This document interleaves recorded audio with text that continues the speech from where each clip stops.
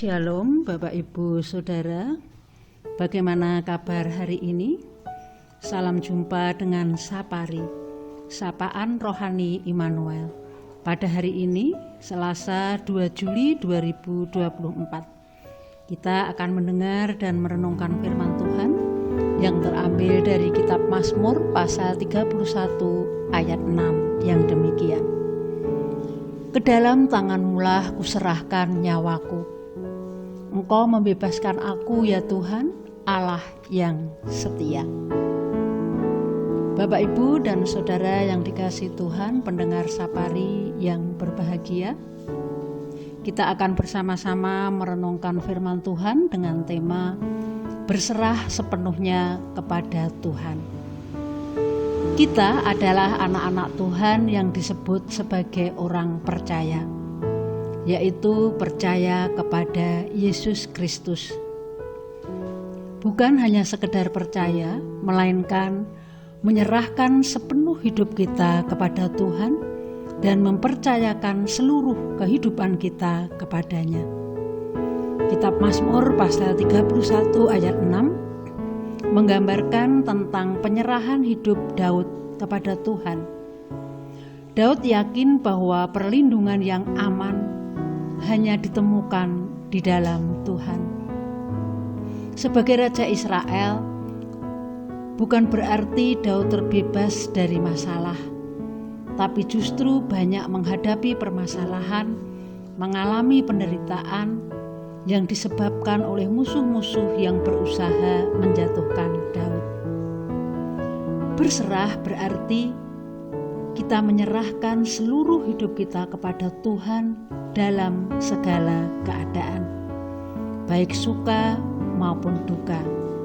Saat berada dalam masalah, penderitaan, sakit penyakit dan kesulitan, maupun sedang dalam diberkati Tuhan dalam keadaan sehat, tercukupi,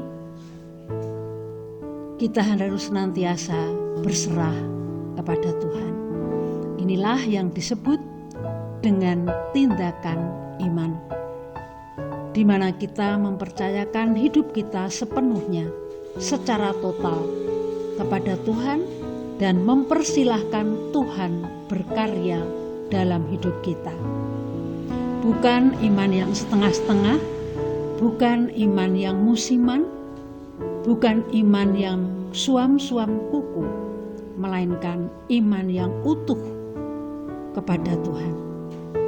Mengapa kita perlu memiliki penyerahan diri secara total kepada Tuhan?